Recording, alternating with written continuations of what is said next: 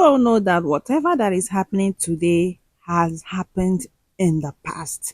History is about to repeat itself again. I mean, the history of Nigeria must go and Ghana must go. Ghana must go. So I'm going to leave you to watch this video. This is for people who have never gone back to history to know the reason why the Nigerian must go and the Ghana must go issue happened back in the days. Sometimes it's good that you take your history very serious. In times like this, I will advise that you watch without sentiment. Just watch with open heart so you can learn something that you have never learned before. I'm going to leave you to watch the rest of the video. Please do not forget to share so that someone else will also learn from this. When I did explicitly explain everything that transpired when it comes to Ghana must go, to Nigeria must go, this is what actually happened. When history is being told, it must be told the right way. For we criticize the West for telling our history sadly for not explicitly explaining what transpired. This is what transpired in Nigeria must go. The entire Africa was one. When Kwame Nkrumah became the Prime Minister of Ghana, up to when he became president, he called on everyone who had money to come and invest in Ghana, that Ghana was open to the entire Africa and Ghana was open for business and they should come and invest. Nigerians, wealthy businessmen, were of 90% of the investors who moved to Ghana to invest. And the population of Nigerians in Ghana by then were up to 2 million Nigerians living in Ghana out of the 2.5 foreigners living in Ghana by then. But when Kwame Nkrumah was overthrown by Kotoka and the rest, then came Busia in power as prime minister. When Busia came, there was a staunch opposition to Kwame Nkrumah. He never liked Kwame Nkrumah and the policies. When he came, the very first thing he did was to dismantle Kwame Nkrumah's policy and brought in the Alien Compliance Order. When he brought in the Alien Compliance Order, this seek to sack every foreigner in Ghana, and he knew quite well that of all the foreigners in Ghana, Nigerians were 90% of them, and they were investors and businessmen. They invested in cocoa, invested in infrastructures, invested in all sorts of business, manufacturing, transportation, you name it. So when he passed this order and he gave them a deadline to leave, the Nigerians had no option but to auction all they had, because they were suppressed by the government. And by then Busia passed this law that no foreigner should be engaged in. About 40 businesses he put down that no foreigner should engage in. So the Nigerians had no option but to leave, and it was a bad time in history. Nigeria had to auction their cars. Nigeria had to auction their houses. Nigeria had to auction their businesses, their farm. Most were not even able to auction their businesses. They left it, and the indigenous Ghanaians took over their businesses, their cocoa farm. They lost their lives in custody, and as a result of this, it affected, traumatized the Nigerians. Just imagine you took huge amount of business and money to invest in Ghana, and even when you are leaving, the hard cash money, the money you were supposed to take, the banks refused to give Nigerians more than £2,000, and these people had hundreds of thousands of pounds in their account in Ghana. The banks refused to give money, and these Nigerians were in huge migration crisis. So as this happened, within that period, they were auctioning things in Ghana. Life was good because Ghanaians were rushing, buying Nigerian product as cheap as possible. Everything came down. The moment a Nigerian left, life became hell for Ghanaians. The crisis Ghana faced, the hardship all the way to that of the farming period of Ghana started when Busia passed this alien compliance law. The effect on Ghana when the Nigerians moved out, cocoa price fell. Okay, and also Ghana lost cocoa production from 50% of global production to 30% because the Nigerians were the one doing cocoa farming. The prices of goods doubled because the Nigerians were the ones who made it possible for the prices to be cheap. And when the Ghanaians were left to do businesses, they wanted to be rich as quick as possible and double the prices. And also transportation became a problem because most of the cars were owned by Nigerians. Nigerians had invested in transportation system, so this was a problem. And loss of jobs because the businesses and factories and cocoa business, the farming, were operated by Nigerians who had employed people. These people had left and jobs were lost.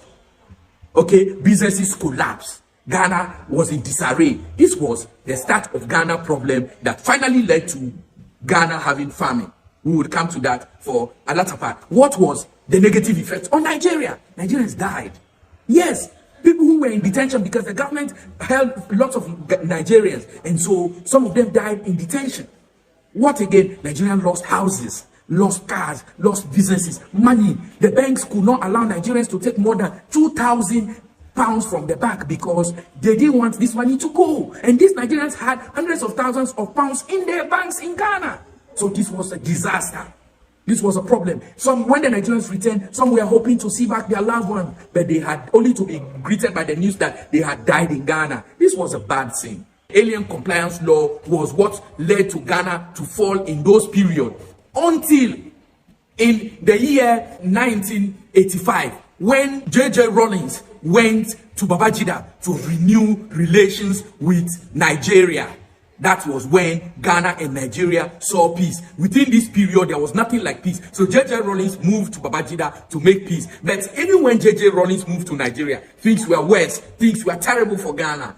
Not until when President Kufuor became president of Ghana, year 2001, Kufuor moved to Nigeria, went to Nigeria, and pleaded to the then president of Nigeria, Obasanjo, in the words of President Kufuor, not me, that Obasanjo is a gift to the African continent. Why did President Kufuor say this? Because when the economy of Ghana was in shambles, Ghana went epic, meaning there was no money in Ghana. When Ghana was scattered, when the ones you call foreign donors, development partners, America, the Britain, you name it, all countries rejected Ghana. Nobody was there to come to the aid of Ghana. But Nigeria, and President Kufuor ran to Nigeria and laid down to Obasanjo. He didn't feel Obasanjo would help to say that, okay, we will resume supply of gas to Ghana to supply electricity. When he went, Obasanjo surprised him. Obasanjo did not only ask Kufuor that they should resume gas to supply to Ghana immediately, but also push the payments to almost 4 years back and also reduce the price for Ghana. And not only that, Obasanjo actually gave 30 million United States dollars to Ghana to buy cars for the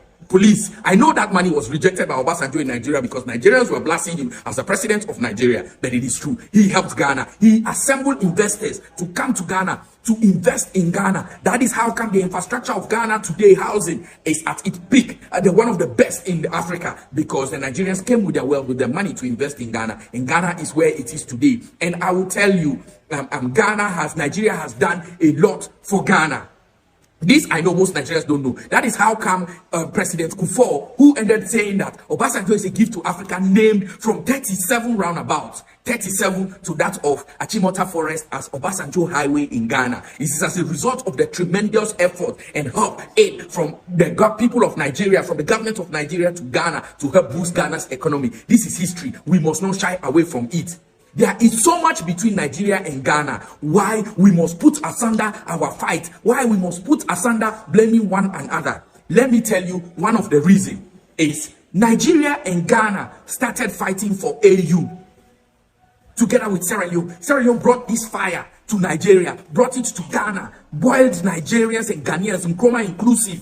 The idea, Wallace Johnson and the rest, that you should fight for your independence and let's form Africa Union, which is by then it was Organization of African Unity. Nkrumah championed it in Nigeria, but the white man skillfully came to Nigeria and told them, do not allow Ghana to head AU. And they went to Ghana and told them, do not allow Nigeria to head AU. The reason being is they knew these two countries were a powerhouse in Africa. Nigeria had immense wealth, so also is now Ghana. If these two countries could blend their wealth together, I'm telling you, there's no way Ghana and Nigeria combined would not be able to give aid to. If you ask Ghanaians why they don't like Nigerians, most of them will tell you, now because of say Nigerians deport Ghanaians from Nigeria to Ghana in 1983. Now make they don't like Nigerians. Some of them say their father they among people they deport.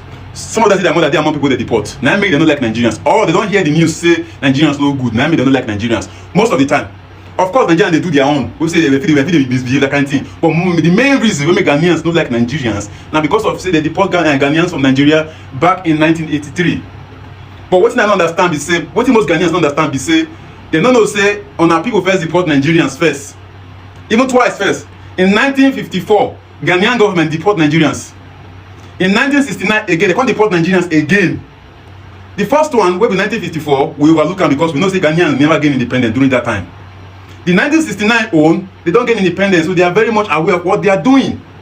Nigerians can't deport Ghanaians in 1983, not because of say we don't like honor, not because of say they misbehave, now because of say the economy was crumbling at that time, because they want to reduce the foreigners for the country. If you look at how they not deport only Ghanaians, so they deport other nationalities too, apart from Ghanaians.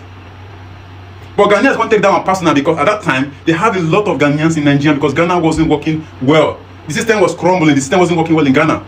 So they have a lot of Ghanaians in Nigeria at that time. Almost 2 million Ghanaians that was deported at that time. So most of the Ghanaians who don't like Nigeria because of their father don't like Nigeria because their father was part of the people they deported or their grandmother was part of the people they deported. That's why that is there. But regardless, they tell you now and say, we be one people. That is a bygone. Let bygone be what? Bygone. We are one people, one Africa, one nation. That's what it is. That's the only thing I can think about. If I see Ghana man, I don't care about Ghana man. As long as I see they look like this, my brother. If I see the Togolese, as long as I see they look like this, my brother. I don't care where you're from. If I say you're a human being, you're my brother. Now man, now the man problem. Go say, now my land be this, now this be this, now this be this, and I will give you a light, and I will give you a this thing. Regardless, now one love, one nation. You see? I hope we all learned something from this. That's why I said don't watch with sentimental heart. Just watch open minded. Because sometimes when Ghanaians say Nigerians deported Ghanaians, most of us don't even know that Ghanaians actually deported Nigerians first. And sometimes when you see all these things, this all deportation stuff, whichever country or whatever country that deports first should also expect the other country to do the same. That is, if they have the power to. And I think that was what Nigerians did. But then it seems that Ghanaians took Nigerians' own, at heart more than the same way they did to them. It's like both countries. In fact, Ghanaians actually deported Nigerians twice. And then I don't know why. Yeah, I know. So many Ghanaians are had like they are bitter because they will tell you, "Oh, my grandfather was among the people that died during the deportation." But Nigerians actually also died at the process of Ghana deporting Nigeria. So, in as much as we all know that Nigerians are, they can be extreme at times, when it comes to bad behaviors and all of that. But then do not use the Ghana must go and Nigeria must go stuff to judge people. Use the character as somebody like the character that they are portraying to judge them, not because of what you think that they did to your grandfather and what, because both countries actually had their own side of the story. I hope you enjoyed this video. See you on my next one. Bye.